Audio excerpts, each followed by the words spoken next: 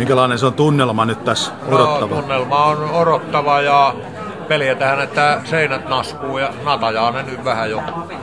Mutta vaikuttaa, että hyvin on väkiä liikkeen. Kohina on ollut kova ja ei se ollut aiheeton.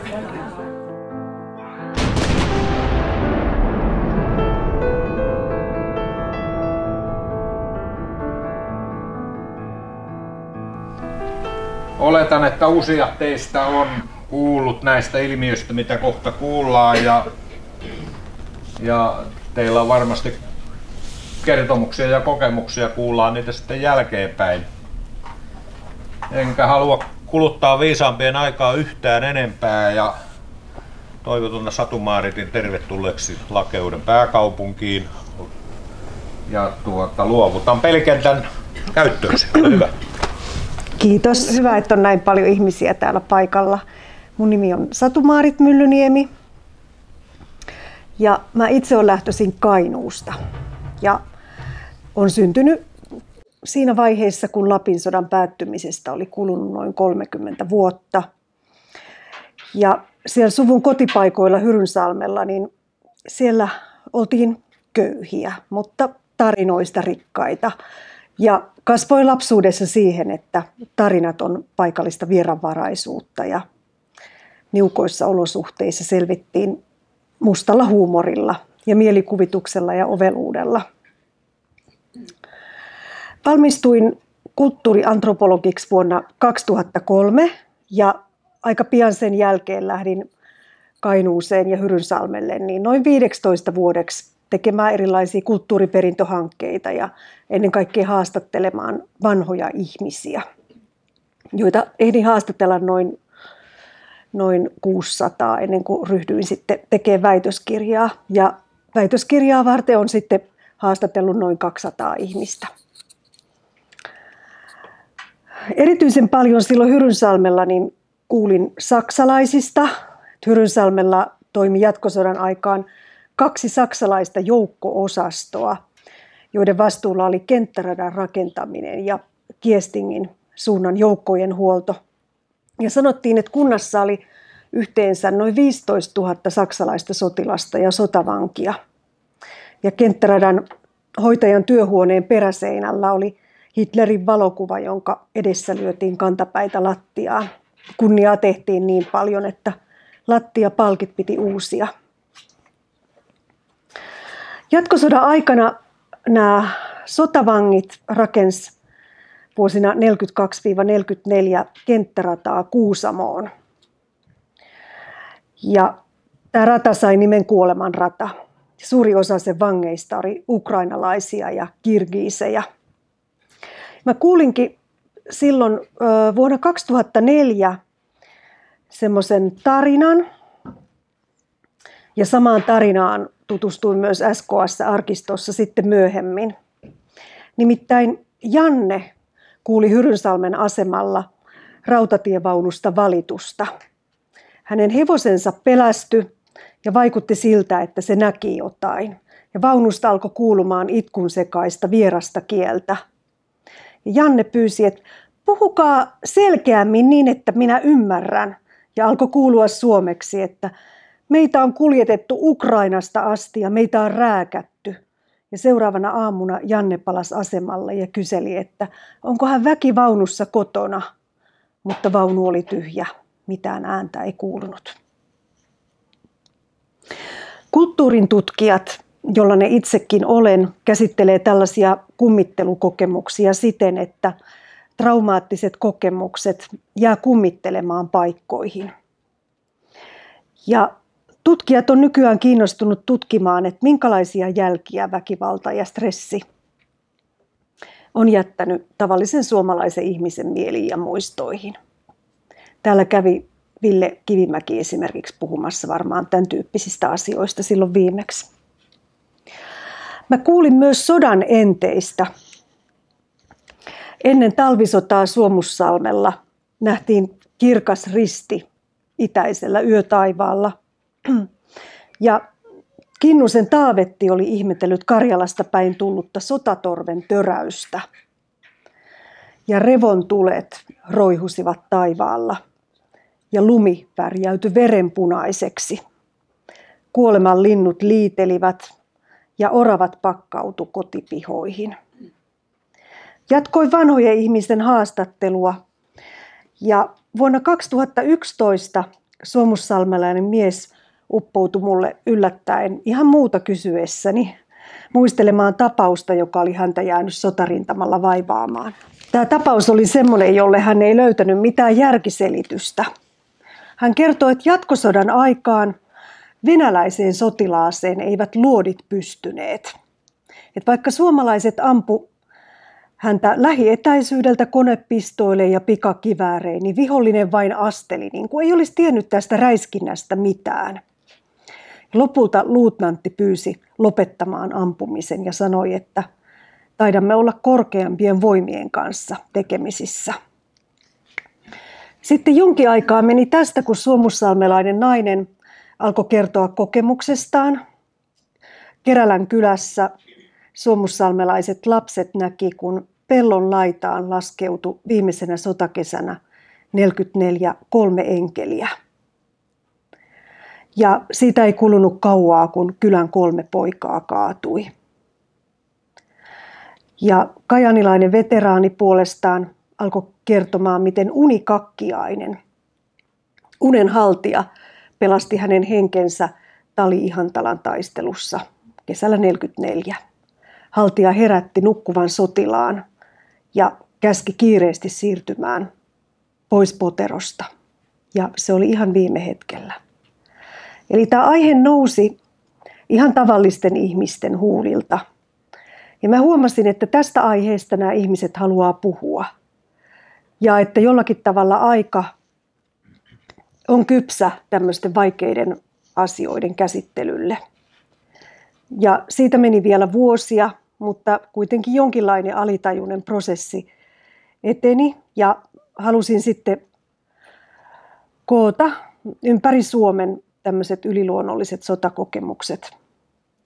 Ja tällä hetkellä mä viimeistelen väitöskirjaa Turun yliopistoon folkloristiikan oppiaineeseen ja se työ on nyt ohjaajien arvioitavana. Mä käytän termiä yliluonnollinen, eli olen pyytänyt ihmisiä kertomaan yliluonnollisiksi tulkitsemistaan sotakokemuksista. Ja monet ihmiset kuvaa näitä kokemuksia myös sanoilla merkillinen, salaperäinen, ihmeellinen, mystinen, arvoituksellinen, käsittämätön, outo. Mutta jollain tavalla mä oon huomannut, että aineisto on silti parhaiten avautunut juuri sen sanan yliluonnollinen kautta. Koska se on jostain syystä semmoinen yleistajuinen sana, joka ei ole vaatinut selittelyä ja ihmiset on ottanut siihen käsitteeseen rohkeasti kantaa.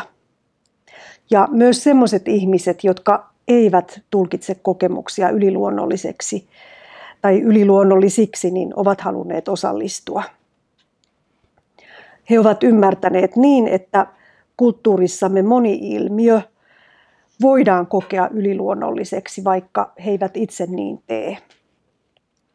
Nämä yliluonnolliset kokemukset, ne on luonnontieteellisesti selittämättömiä ja rationaalisesti ajatellen myös hyvin arkaluontoisia, mutta tutkijat on innostuneesti tarttunut tähän aiheeseen ja nykyisin jakavat semmoisen näkemyksen, että nämä yliluonnolliset kokemukset on yleisinhimillisiä ja vaikeissa kriisitilanteissa ja sota-aikoina hyvin tyypillisiä ja toisille kertomisen arvoisia ja ihan tavallisten ihmisten kokemuksia. Tutkijat näkee myös näiden kokemusten käsittelyssä niin potentiaalia. Eli jollain tavalla niiden asioiden käsittely, niin se avaa kanavan keskustella semmoisista hämmentävistä ja käsittämättömistä ajatuksista. Tutkijat on myös huomannut, että näillä kokemuksilla on hyvin lohdullinen vaikutus kokijaansa. Sota-aikaan liittyen ne kokemukset ei kerro sankaruudesta eikä voitoista. Ne kertoo enemmänkin herkkyydestä, heikkoudesta ja mielen haavoittuvuudesta. Kyse on usein näissä semmoisesta elämää mullistavasta avainkokemuksesta, joka on tehnyt vaikutuksen. Se on jäänyt mieleen sodasta. Ja nämä kokemukset, ne ei välttämättä tuo lisäinformaatiota sodan tapahtumahistoriaan. Mutta niiden kautta voi tarkentaa uskomuksiin ja arvoihin ja selvittää sitä, että mitä sota on merkinnyt ihmiselle tapahtumahetkellä ja minkä merkityksen nämä kokemukset on sitten jälkipolvien kertoessa niistä niin saaneet. Ihmiset on merkityksellistäneet ja sanallistaneet, tulkinneet kokemaansa. Ja toiset kokemusten tulkintatavat mun aineistossani, kristinusko, kansanusko ja rationaaliset tulkinnat, on ollut sellaisia yleisesti ymmärrettyjä ja hyväksyttyjä. Ja niistä on voinut kertoa.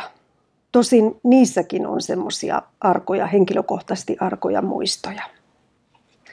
Mutta sitten on sellaisia kokemuksia, joista on vaiettu, joista on koettu, että tulee leimatuksi, jollakin tavalla stigmatisoiduksi. Ja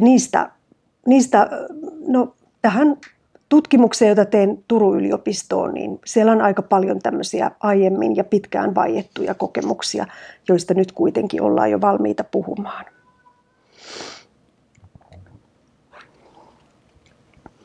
Mä kuitenkin huomasin, että nämä kokemukset on itsessään hyvin samanlaisia.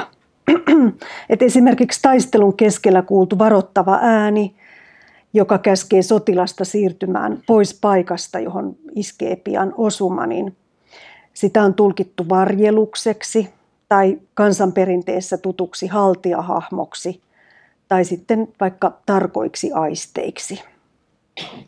Tai sitten sitä ei olla haluttu selittää, vaan jätetty vähän semmoinen arvoituksellinen huntu siihen tapahtuman ympärille, joka tietysti myös johtuu siitä, että emme pääse siihen tapahtumahetkeen käsiksi, vaan pystymme tarkastelemaan vaan sitä kerrottua.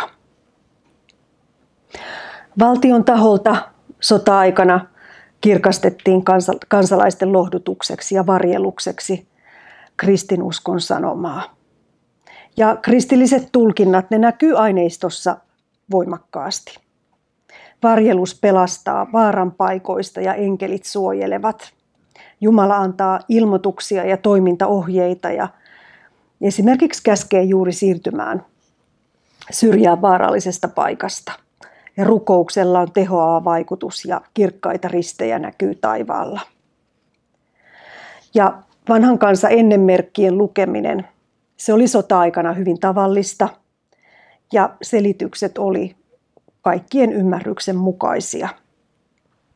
Nähtiin enneunia omasta, läheisen ja Suomen kohtalosta. Ja taivaan merkit ennusti tulevaa ja kuului paljon askellusta ja erilaista kopinaa, kolkutuksia. Ennustajat oli liikkeellä ja eelusmiehet kulki kuoleman edellä. Ja usein samalla hetkellä, kun läheinen kaatui rintamalla, niin se tiedettiin kotona. Ihmiset puhuu tämmöistä telepaattisista yhteyksistä kotirintaman ja sotarintaman välillä. Ne on aineistossani hyvin tyypillisiä. Ja toisinaan kaatunut jäi tämmöiseksi hoivaajaksi. Eli hän ei halunnut kuoltuaan päästää perheestään irti, vaan hän saattoi tulla tekemään esimerkiksi talon töitä vielä kuolemansa jälkeen. Tällaisiakin on muutamia. Vuonna 2021 niin mä päätin tutkia, että onko tuonne Suomalaisen kirjallisuuden seuran arkistoon kerätty näitä tällaisia sodan yliluonnollisia kokemuksia. Ja mä pengoin arkiston läpi, eli tämän tyyppiseen niin kuin tutkimuskysymykseen siellä ei olekaan niin kuin yritetty etsiä vastausta. Ja arkistossa eri muistitietokeruissa niin oli eri puolilta löydettävissä niin useita satoja sodan kokeneiden yliluonnollisiksi tulkittuja kokemuksia. Ja tämä kirja on kertoo niistä, että siinä ei ole mun väikkäriaineistoa ollenkaan, että siinä on vaan sitä vanhaa arkistoaineistoa.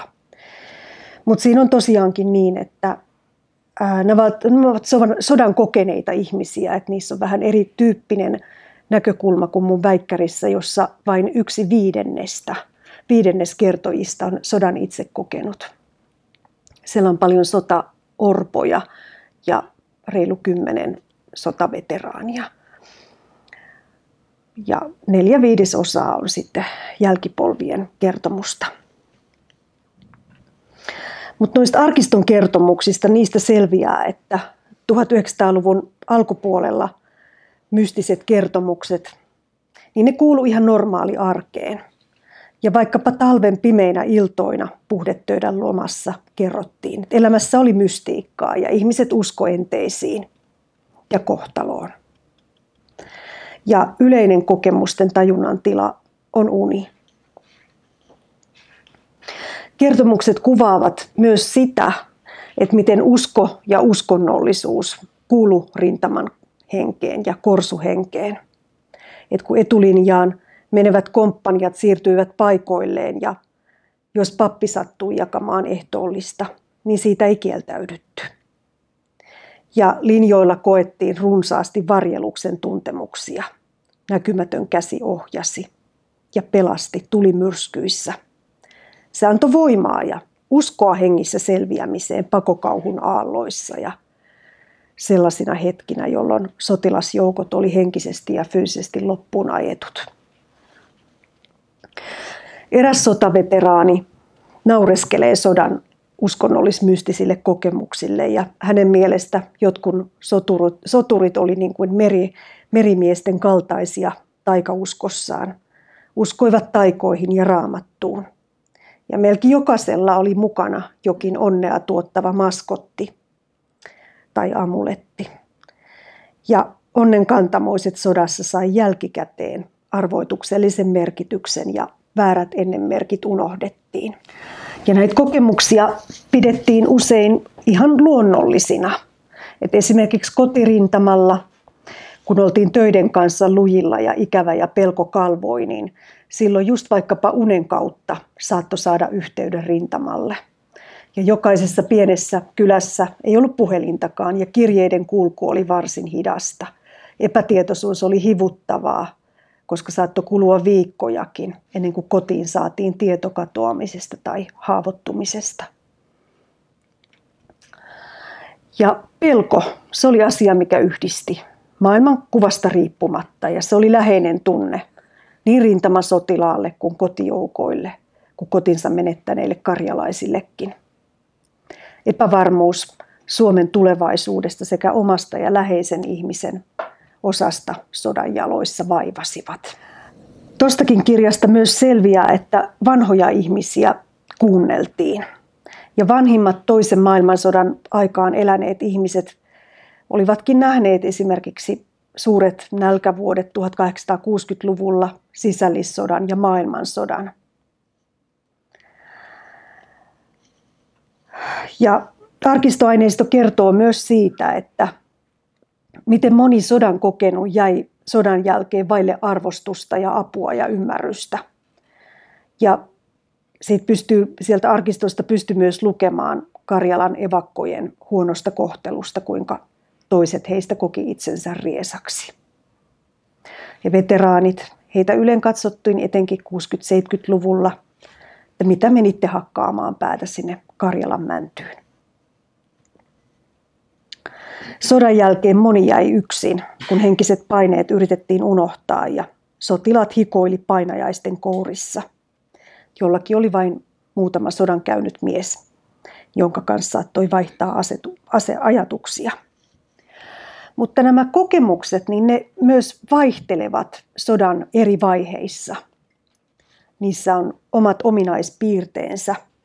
Ja mä voisin hieman tällä tavalla kronologisesti kertoa, minkä tyyppisiä yliluonnollisia kokemuksia eri sodan vaiheissa on ollut. Eli jo vuosia ennen talvisotaa palo ennustulet taivaalla. Maisema hehku verenpunaisena. Ja samat merkit, vanhat ties sen, että samat merkit oli ollut ilmassa aikaisemminkin, viimeksi ensimmäisen maailmansodan ja sisällissodan aikaan. Ja muistipa eräs sellaisenkin perimätiedon, että Turkin ja Venäjän sodan edellä vuonna 1787 oli silloinkin eri puolilla Suomea nähty outoja valoilmiöitä itäisellä taivaalla. Ja harmaapääukot tiesivät, että myös Jerusalemin hävityksen edellä vuonna 70 oli näytetty taivaan merkit. Ennustajat oli liikkeellä. Yksi tunnetuimmista ennustajista oli uukuniemeläinen horrossaarnaaja Helena Konttinen. Hän on kuollut jo vuonna 1916. Mutta hän ennusti toisen maailmansodan hävityksen jo vuosikymmeniä aikaisemmin. Ja sanoi, että se on Jumalan rangaistus syntisille. Ja silloin moni jupisi rukousta ja halusi tehdä parannuksen. Huolestuneisuus kasvoi, kun Adolf Hitler nousi valtaan vuonna 1933 ja Saksa ja Neuvostoliiton välit kiristyivät. Ajan täytti painostava epävarmuus ja ahdistava odotus. Mitä lähemmäksi talvisotaa tultiin, niin sitä verenkarvaisempaa paloa taivas loimusi. Enteitä kävi eri puolilla Suomea. Rovaniemellä kuului lautojen läiske. Ilmeisesti arkkulautoja taaplattiin. Ja hetken päästä kuului värisevä äänisen miehen sanat. Voi ihmisraukkoja. Ja sitten kaikki oli hiljasta. Kommunistit ja kansallissosialistit jakoivat Euroopan. Kun Neuvostoliitto ja Saksa allekirjoitti 23. elokuuta 1939 Moskovassa Molotov-Ribbentrop hyökkäämättömyyssopimuksen. Salaisessa lisäpöytäkirjassa sovittiin, että Suomi kuului Neuvostoliiton etupiiriin ja Suomesta tuli suurvaltojen pelinappula. Kannaksen linnoitustöissä syyskesällä 1939 oli sähköä ilmassa ja oli jokaisen suojeluskuntalaisen kunnia-asia omin käsin rakentaa osa linnoitusketjusta. Muolaan sysipimeällä asemalla, jota Petromax-lamppu heikosti valaisi, ilmestyi 2 kookasta miestä ja he puhuivat vierasta kieltä. Mutta etsiessä ketään ei löydetty ja näiden elusmiesten ajateltiin ennustavan sotaa. Eri puolilla Suomea kuultiin hätähuutoja, voivotusta, valitusta, jyrinää, pauketta, askellusta ja ajamisen ääntä. Ja sotilaiden nähtiin marssivan nelirivissä kohti itärajaa.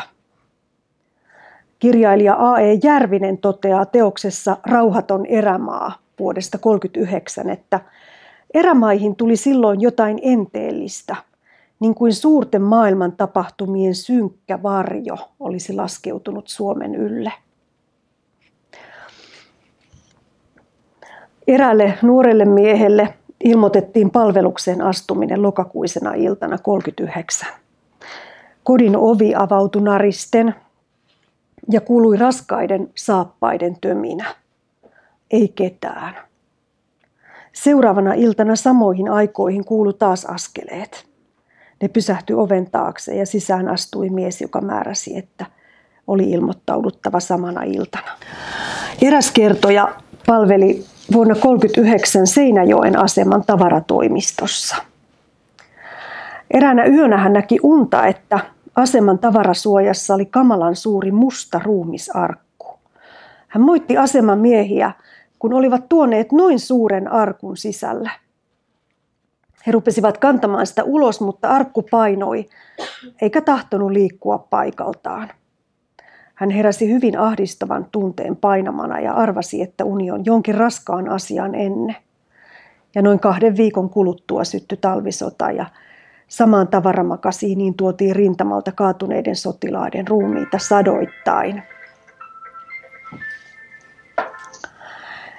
Syksyllä 1939 Neuvostoliitto esitti ankaria aluevaatimuksia Suomelle, mutta Suomen valtuuskunta ei taipunut Stalinin esityksiin. Arveltiin, että taipuminen tietäisi vain suuria uusia vaatimuksia. 13. marraskuuta suomalaiset palas takaisin kotiin. Sotaa ennakoitiin unessa. Karjalan kannaksen vihreiden viljelyskumpareiden ja Rajajoen takaa nousi Stalin puheellen. Te suomalaiset olette meille vihamielisiä, unennäkijä vastasi Stalinille reippaasti. Se puhe on aivan joutavaa. Tosin kyllä muutamat henkilöt ovat vihamielisiä, mutta se ei merkitse mitään, koska muu Suomen kansa tahtoo rauhaa. Unennäkijä jatkoi Stalinille. Heitetäänpä nämä kaikki vihamielisyydet syrjään ja ruvetaan tekemään kauppaa. Ja sitten Stalin häipyi rajan taa. 26. marraskuuta Neuvostoliitto väitti suomalaisten ampuneen rajalla tykillä Mainilan kylää ja Neuvostoliitto katkaisi diplomaattisuhteet. Aamuvarhain 30. marraskuuta 39 neuvostojoukot ylittivät Suomen rajan. Suomalaiset pystyivät torjumaan neuvostojoukkojen hyökkäykset parin kuukauden ajan. Taivaalla nähtiin paljon ristejä ja Sallan rintamalla vartiomies näki enkelirivin rintamalinjojen välissä. Suomi sai erityisen paljon medianäkyvyyttä joulukuun loppupuolella 1939 ja siitä otettiin kaikki irti, koska Suomi tarvitsi tukea. Suurten ulkomaisten lehtien toimittajat suorastaan hullaantuivat talvisodasta. He eivät olleet nähneet mitään siihen verrattavaa, mitä Suomessa nyt tapahtui. Lehdet ylisti pientä sankarikansaa. Sitä kohtaan tunnettiin sympatiaa. Talvisota, niin se hehkuu tämmöisessä yhdessä suuressa joukkokokemuksessa, joka linjoilla koettiin. Reutersin kirjeenvaihtajan välityksellä levisi ulkomaan lehdistöön tieto, että noin 600 suomalaista sotilasta näki eräänä yönä Laatokan pohjoispuolella taivaankannella jättiläiskokoisen valkoisen enkelin, joka seisoi selin ja levitetyin käsin itään päin. Näitä enkeleitä on nähty muuallakin. Samanlaisen näyn oli tämän Reutersin tietotoimiston mukaan nähnyt Ranskan ja Englannin sotilaat ensimmäisen maailmansodan aikana länsirintamalla. Mutta täällä Laatokalla niin linjoilla vaihdettiin ajatuksia tästä näystä ja miehet kertoivat, että yhtäkkiä linjan päälle tuli kullanvärinen pilvi ja se muuttui enkeliksi, joka katseli taistelevia joukkoja. Ja miehet pelästyivät ja joku ennätti höpistä rukousta. Toiset uskoivat, että enkeli jarrutti siivillään neuvostojoukkojen etenemistä ja toiset taas uskoivat, että suomalaiset olisivat pian tuhon omia. Ja pian tämä kullanhohtoinen pilvi katosi ja vain tähdet kiiluivat taivaalla. Kirjailija Eino Hosia kirjoitti tästä enkelinäystä teoksessa Tuliholvin alla. Vuodelta 1940 on teos. Hän sanoi, että Korsussa kerrottiin, että väsyneet rintamamiehet näkivät ihmeellisen näyn, enkelin taivaan rannalla, kullanhohtoisissa vaatteissa Venäjän suuntaan viittoen. Ja Hosia mietti, että kukapa olisi tahtonut väittää, etteivät sotilaat sitä nähneet. Se ei ollut ihme, jos äärimmilleen viritetty ja pitkiä aikoja valvonut ihminen tuijottaessaan vihollisen asemaan näki enkelin. Sellaisina väsymyksen hetkinä koko maailma vyöryi silmissä ja alkoi nähdä kangastuksia. Ja myös Pravda käytti tätä enkelinäkyä propagandassaan. Lehdessä kerrottiin suomalaisten sotilaiden olleen humalassa mennessään taisteluun ja siinä tilassa he näkivät näkyjä enkeleistä ja Jumalasta, jopa arkkienkeleistä Kansainliiton johtajien ja ruotsalaisten sotilaskarkureiden ympäröiminä. Ja Pravdan mukaan tämä kuuluisa enkelinäky koettiin joulupäivänä 1939. Kotirintamalla oli kova huoli ja Seinäjoella joulukuisena yönä 1939 kertoja näki unta, että tutun talon kohdalla oli nousevinaan erikoisen paksu musta savupatsas taivasta kohden. Talosta kaatui talvisodassa 4 nuorta, urhoollista ja taitavaa poikaa. Alavudella nuori nainen ompeli talvisodan aikaa iltayöstä sotilaille lumipukuja. Ja eteisestä kuului kauhea kolina. aivan kuin suuri mies olisi kaatunut oven takana. Ja kertoja jähmetty kauhusta ja ihmetteli, kun ovi ei auennutkaan. Noin viikko tästä tuli kirje, jossa kerrottiin hänen veljensä kaatuneen. Ja toinenkin juttu Alavudelta. Siellä talon nurkalla halkopinosta. Halkopino lähti klappi kerrallaan vierimään rotkoon. Oikeasti mitään ei vierinyt, kuului vain ääni, mutta tuli tieto, että veli oli ollut aivan kuoleman partaalla. Hänen jalkansa vain meni. Ja tämä tapahtui samana yönä, kun kuului tämä romahtamisen ääni. Ja kertojan mielestä se oli ennakkotieto. Ja Kusti-poika, hän makasi vintillä valveilla Lapualla talvisodan aikaan. Ja hänelle tuli sanoin kuvaamaton tuska ja hätä. Ja hän pelkäsi, sillä ilmapiiri oli hyvin kammottava. Ja samassa pimeän seassa ilmestyi hänen veljensä naama. Ei sanonut mitään, katsoi vain ja hetken kuluttua häipyi. Ja Kusti ei ummistanut silmiään sinä yönä. Seuraavana päivänä pappi tuli kertomaan veljen kaatumisesta.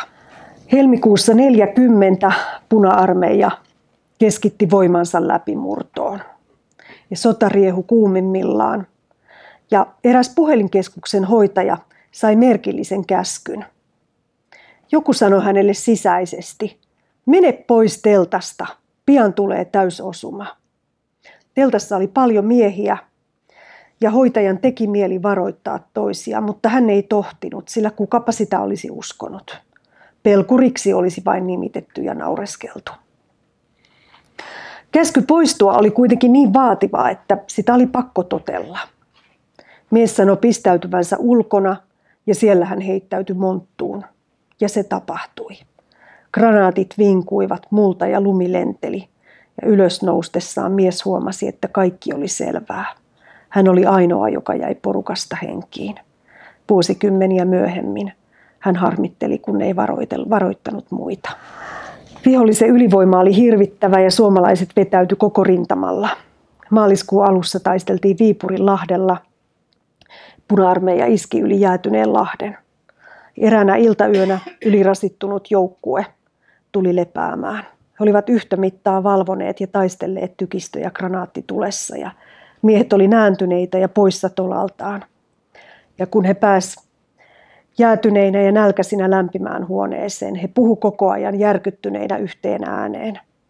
Miten kaveri kaatui ja haavoittui. Ja syötyään he kellahtivat huoneen lattialle ja vaipuivat jonkinlaiseen unen horrokseen. Rauhallista unta se ei ollut, sillä he elivät sodan melskeissä. He huusivat varoituksia toisilleen, kiroilivat, rukoilivat, itkivät ja veisasivat virsiä. Komppanian päällikkö Väinö Havas kirjoitti runon Viimeinen komppania viimeisenä talvisodan yönä Viipurinlahdella. Puolustus oli käynyt mahdottomaksi, mutta asemat oli pidettävä. Komppania oli huvennut vähin ja jokainen valmistautui siihen, että tästä ei enää hengissä selvitä. Havas runoili komppaniansa tilasta. Meidän lihamme on puristunut hikenä ja verenä valkoille hangille. Meidän tunteemme ovat turtuneet. Me palelemme jäähän kovertamissamme kuopissa pakkasyössä ja surma räiskähtelee ympärillä. Myös ihan tavalliset ihmiset ennusti sodan kulkua. Ja talvisodan päättymispäivä oli esimerkiksi semmoinen, jota ennusteltiin ja ylipäätään sodan tällaisia tärkeitä päivämääriä. Ja jos se osui oikeaan, niin se jäi elämään ja väärät ennustukset unohtuivat. Eräs äiti, joka asui lähellä rajaa niin, että tykkien jylinä kuului sinne, niin näki talvisodan viimeisenä yönä unen kuivasta ruusupuun rungosta vailla lehtiä ja kukkia. Sitten 1-2 silmien edessä ruusupuu puhkesi täyteen kauniita suuria ruusuja. Ja samalla jostain kaukaa korkealta jylisi ääni, joka ei muistuttanut ihmisen ääntä, että etkä ole kuullut, että kun runkopuu rupeaa kukkimaan, tulee rauha. Välirauhan aikaan valmistauduttiin uuteen sotaan. Epävarmuus vello suomalaisten mielissä ja taas nähtiin ja koettiin enteitä. Taivas oli verimaksan punainen. Kaikkeen varauduttiin. läheisen ja omaan kaatumiseen, kodin menetykseen ja saksalaisten läsnäoloon. Kesällä 40 nähdyssä unessa uusi sota syttyi ja saksalaista ja venäläistä ihmislihaa purkitettiin kauheaa kyytiä ja röykkiöittäin, suomalaista lihaa vähemmän. Sitten loppui purkitus ja Suomen lippua vedettiin salkoon. Herättyään unennäkijä sanoi kotiväelle, että sota ei loppunut tähän. Vasta nyt alkaa kuulaa sataa ja monelle käy ohrasesti. Suomi kuitenkin jotenkuten säilyttäisi nahkansa ja vapautensa. Evakkomatkalla Ylistarossa välirauhan aikaan karjalaisevakko meni iltasella ulos ikävissään ja katseli taivaalle. Ja sama verimaksa peitti taivaan rannan ja ilta-auringon kokonaan. Ja hän huusi toisille, tulkaa katsomaan, ei sota vielä tähän päättynyt. 22. kesäkuuta 1941 Saksa hyökkäsi Neuvostoliittoon ja 3 päivää myöhemmin Suomi joutui taas sotaan. Erässä talossa asuttiin parhaiksi lypsyltä radion ääreen kuulemaan presidentti Risto Rytin puhetta. Ja siinä hän sanoi, että vapaudesta saatiin suuresti olla kiitollisia valtakunnan kansleri Hitlerille. Ja Rytin mukaan Suomella olisi nyt paremmat voiton mahdollisuudet, kun Suur-Saksan sotavoimat seisoivat rinnalla. Mannerheim kutsui kaikki pyhän sotaan ja ristiretkelle ja jopa talvisodan sankarivainajat nousisivat kesäisten kumpujen alta sotilaiden rinnalle. Kyse olisi vain kesäsodasta ja kotiin palattaisi jo viljanpuintiin. Juhannuskesän ilo, se muuttui hyvästi jätöksi ja alkoi marssi sinne jonnekin kohti suurta tuntematonta. Jotkut talvisodan veteraanit oli polleita, etenkin jos oli summan risti kaulassa ja kirveen arpia harteissa. Karjalaispojilla oli kova kiire vallata kotipaikat takaisin ja joillekin vanhan rajan ylitys oli vaikeaa, mutta valtaosa hyväksyi puhuttelun jälkeen perustelut, että Suomi tarvitsee turvalliset rajat. Ennen jatkosotaa yksi sotilas näki unen, jossa kielot kukkivat metsässä. Ja jostain kuului ääni, joka ilmoitti, nämä kukkivat vielä 3. Edettiin Hyrsylään päin ja siellä oli kielometsä, jonka sotilas oli nähnyt unessa. Alkoi valjeta sen sotaretken pituus. Alavudella kesällä 1941 eräs mies oli ensimmäisten joukossa lähtemässä ja ei kulunut kauaa, kun hänen vaimonsa sai tiedon, että granaatti oli katkaissut miehen elämän. 2 päivää ennen miehen kaatumista rouva kertoi saaneensa kummallisen tiedon tapahtumasta. Hän oli vaatekaupassa kävelypuvun ostossa ja ihastui punaiseen pukuun ja päätti ostaa sen. Yhtäkkiä tämmöinen sähköiskun tapainen tunne lamaannutti hänet ja jokin sielun syvyydestä sanoi hänelle, osta mustaa. Eikä mennyt kauan, kun rouva oli taas peilin edessä. Hän ajatteli myöhemmin, että 20-vuotias ihminen on tyylikäs, vaikka sen päällä on pelkkää mustaa. Hän myös ajatteli, että aavistus kaatumisesta auttoi häntä, sillä totuus olisi ollut paljon kirpeämpi ilman tätä ennakkotietoa. Rintamalla etenevien joukkojen piti olla valppaina. Syväri-jokivartta kuljettaessa kohti Petroskoita tuli mieleen Golgatan tie. Pojat oli kovilla, läpimärkiä eikä vaatteita voinut kuivattaa missään. Tie oli huonokuntoinen. Sillä retkellä kirosanat kuului sellaistenkin suista, jotka eivät olleet aikaisemmin kiroilleet. Lokakuun alkupäivinä 1941, kun Syväri ylitettiin yläjuoksulla lähellä Äänisen rantaa, jäi porukka rannan metsikköön seuraamaan ylitystä. Ja sotilaat katso kauhulla synkkää virtaa, jonka toisella puolella oli vihollinen. Rohkeus petti. Olisiko Syväri suomalaisten märkä hauta? Yhden veneen yläpuolella nähtiin ihmeellinen voimakas valonkajo. Sen näki kaikki ja sitä ihmeteltiin, että mistä se valo tulee. Tämä näky, jota kukaan miehistä ei pystynyt selittämään, antoi vielä muutakin ajattelemisen aihetta. sillä se venekunta, josta tämä valonkajo näkyi, pääsi syvärin yli, mutta toiset jäi välille. Myöhemmin kerrottiin, että siinä veneessä oli ollut rukoileva sotilas. Ja tässä jatkosodan hyökkäysvaiheessa monilla oli voimakas kokemus siitä, että on ollut siinä samassa karjalaiskylässä vanhan rajan tuolla puolen aikaisemminkin. Kylä saattoi olla kokialleen yksityiskohtia myöten niin tuttu, ihan kuin sotilas olisi ollut siellä aikaisemmin elämässä. Tällaisen ilmiön kokenut yksi ihminen totesi, että maailman menoa ei voi muuttaa ja suuret tapahtumat ovat etukäteen tulevia, eikä niille ihminen mahtanut mitään. Yksi jatkosodan ensimmäiseen syksyyn sisältyvä muisto liittyy menetykseen, kun panssarilaiva Ilmarinen ajoi miinaan 13. syyskuuta 1941 Uuttoon edustalla ja 271 sotilasta menehtyi. Tähän Ilmariseen liittyy runsaasti enteitä. Viikkoa ennen esimerkiksi kerrottiin nähdyn näyn, jossa laiva porhalsi aavalle merelle ja unennäkijä seisoi laivan keulakannella, tähyili ulapalle ja näki Ilmarisen. Sen kaiteisiin ympäriinsä oli asetettu nuoria kuusia ja sitten laiva upposi. Nämä nuoret kuuset oli ennen merkki nuorten miesten menehtymisestä. Pitkällisen asemasodan muistoja, niitä leimaa toverihenki. 8,5 vuodeksi venähtänyt asemasota, niin se ei ollut mitään lepoa ja joutenoloa.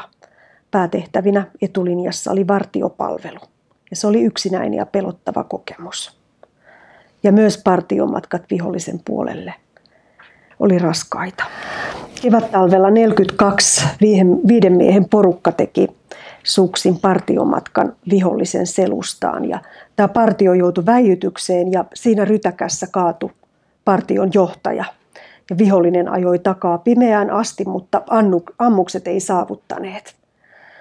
Yöllä porukka yritti suunnistaa sitten omille linjoille, mutta siinä ei onnistuttu. Ja miehet oli jo perin uupuneita ja masennuksissa, mutta tehtävä oli selvästi epäonnistunut ja johtajakin oli menetetty ja kaiken lisäksi he olivat vielä eksyksissä.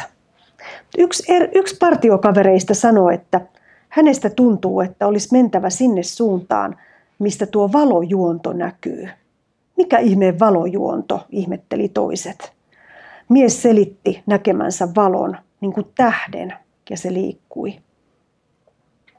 Ryhmän vanhin mies hyväksyi ehdotuksen ja lähdettiin hiihtämään valon suuntaan. Aamulla näkyikin jo tuttuja maisemia. Valo oli johdattanut oikeaan suuntaan. Ja kun miehet pääsivät linjojen läpi omien puolelle, niin mies, joka oli nähnyt valon, sanoi, nyt se valo sammui. Samassa porukkaa alettiin tulittaa ja toveri, jota valo ohjasi, kaatui. Muille miehille tämä kokemus oli käsittämätön ja he ihmetteli, että mikä oli se valo ja mitä yhteyttä sillä oli toverin kaatumisen kanssa. Kotirintamana jatkosota näyttäytyy pitkällisenä, jatkuvana huolena ja epätietoisuutena läheisen kohtalosta ja joskus suru ei ottanut hellittääkseen. Kaatuneista oli vaikeaa päästää irti. Äidit, jotka oli valmiita uhraamaan poikansa, sai erityisen roolin myös kansallisessa myytin rakentamisessa. Ja kertomus surevasta äidistä on yleinen. Kun surmanluoti kohtasi nuoren miehen Taipaleenjoella vuonna 1941, se oli sellainen viesti äidille, että hän murtui kokonaan itkien öin ja päivin poikaansa. Ja sitten tämä kaatunut poika tuli eräänä yönä niin kuin ilmielävänä äitinsä luokse ja sanoi, että äiti, ei saa niin paljon itkeä. Minun on hyvä olla. Itku vain tuo häiriötä ja kyyneleet kastelevat haudassa. Liikaa ei saa murehtia. Äiti sanoi, että tämä sanoma vaikutti häneen rauhoittavasti ja hän sanoi, että sen jälkeen kaipaus jäi vain hänen salaiseksi sydämen asiaksi. Korsussa vertailtiin merkillisiä unia ja yhdessä ihmeteltiin, että mitä unet mahtaa milloinkin tarkoittaa ja aavisteltiin, että milloin joku joutuisi lähtemään suorasääristen valtakuntaan. Yksi mies näki unia, jotka kertoi kunkin kohtalon, ja sellaiset miehet, joilla oli hänen unessaan lumivalkoiset puvut, kaatuivat. Ne, joilla oli harmaat puvut, haavoittuivat, ketkä lievemmin, ketkä vakavammin. Yksi veteraani kertoi ja mietti, että miksi nuori terve soturi pystyi edeltäpäin tuntemaan kaatumisensa hetken koittaneen. Hyvin monet sen hänen mielestään tunsivat, liian monet, joten se ei voinut olla sattumaa. Jonain päivänä korsukaverin silmissä saattoi nähdä kuoleman. Ja he kaatuivat pian. Iloinen kaveri vakavoitui ja lopetti kortin peluun ja toinen palasi lapsuusmuistoihinsa, aivan kuin elämää kerratakseen, ja joku kirjoitti läheisilleen jäähyväiskirjeen. Veteraani kertoi ja mietti, että oliko se vain kohtalon uskoa. Yksi kaveri aavisteli kaatumisensa keväällä 1944, ja se herätti korsun miehissä tunteen, että oliko siinä jotain yliluonnollista. Kaveri oli nimittäin porukan rohkein ja tasapainoisin. Heti aamulla herättyään hän sanoi kaatuvansa tänään. Hän oli nähnyt unen, että hänen tuntolevynsä katkaistiin, ja äiti itki. Miehet nauroi ja laski leikkiä, että joka uniin uskoo, se varjoaan pelkää. Että samana iltana unennäkijän elämä sammui ja hymyt hyytyivät. Perääntymisvaiheessa nousee esiin pakokauhu ja varjelus.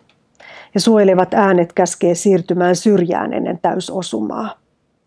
Yksi sellainen tapaus sattui 20. kesäkuuta 1944 Viipurin taisteluiden aikaan. Kertoja oli montussa kaverinsa kanssa vierekkäin, ja silloin kuului takaa ääni, joka sanoi tuttavallisesti: "Juhani, siirry toiseen paikkaan, pommi tulee tähän." Ihan kuin äiti-vainaja olisi huutanut hänelle. Miehet muutti paikkaa, ja jonkun ajan kuluttua pommituksen tauottua he huomasivat, että se paikka, jossa he olivat olleet, oli saanut täysosuman. Neuvostoliiton suurhyökkäys käynnistyi kesäkuun alkupuolella 1944, ja ei ollut muuta vaihtoehtoa kuin kestää hermoineensa tai tulla hulluksi. Rintamalle tarvittiin kipeästi lisää miehiä. Eräs mies näki kevättalvella 1944 unen joutumisestaan nostomiehenä rintamalle ja kaatumisestaan. Unessa hän oli tarkastuksessa, ja miehet seisoi yläruumiit paljaina, ja heidät huudettiin nimeltä huoneeseen, jossa heidät jaettiin kahteen ryhmään.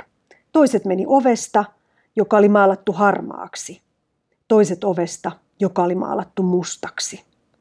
Unennäkijä ohjattiin mustalle ovelle.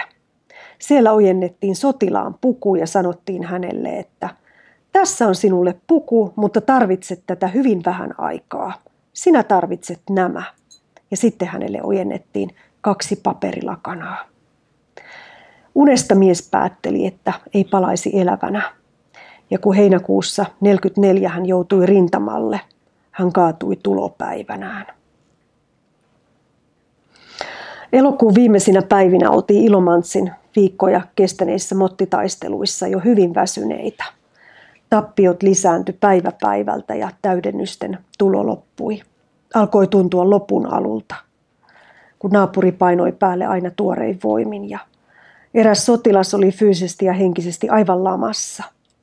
Tämä oli kurjaa, sillä hän oli rykmentin tärkeimmän taistelualueen, erään kapeikon puolustajien joukon johtaja. Yhtenä aamuna valvotun yön jälkeen hän torkahti hetkeksi. Silloin hän kuului isänsä äänen vieressään: "Poikani, hiustakaan ei katoa sinun päästäsi minun tietämättäni." Isän sanat muutti miehen. Sen jälkeen hän ei enää tuntenut väsymystä ja uskoi selviävänsä.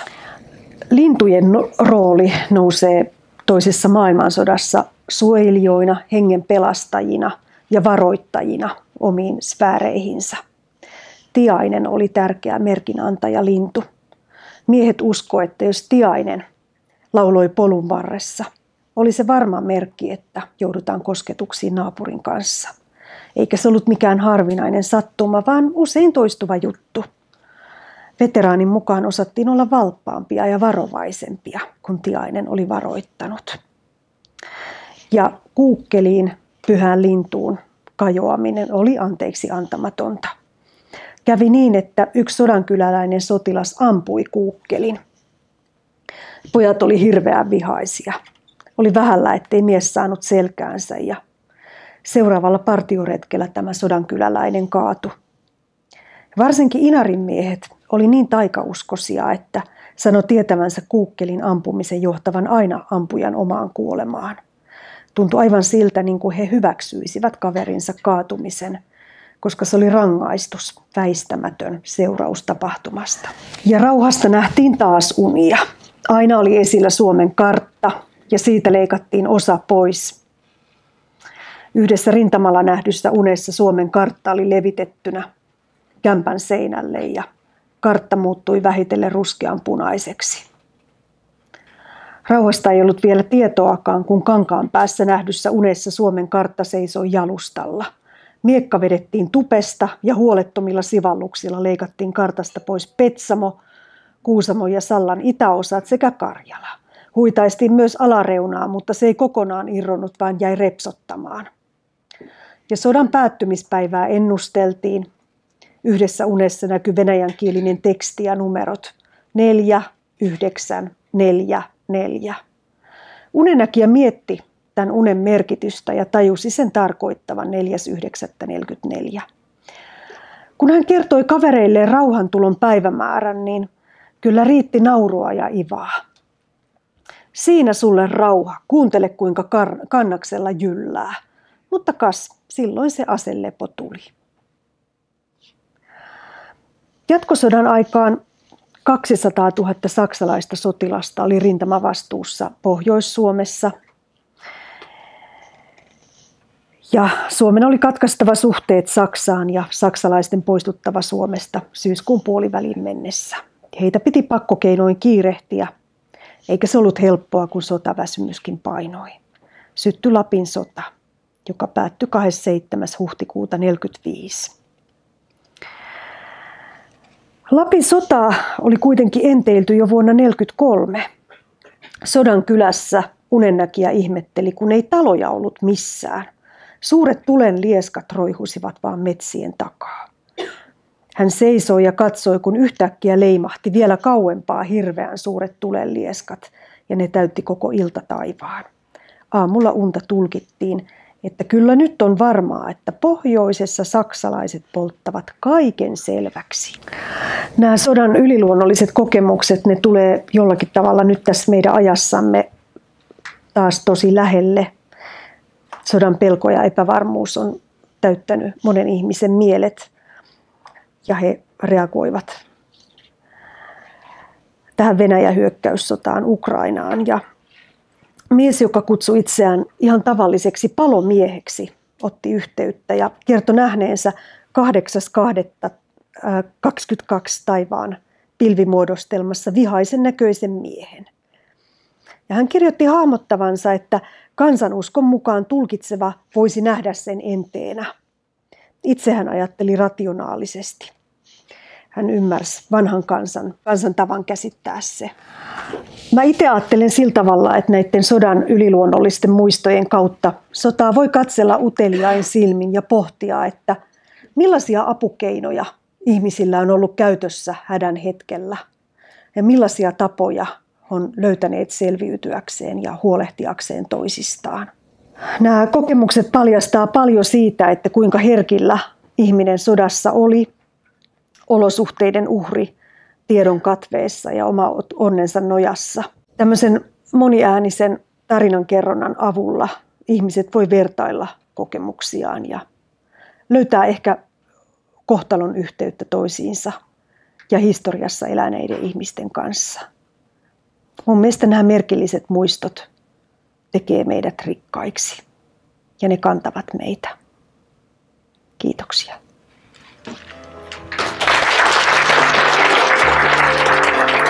Thank you.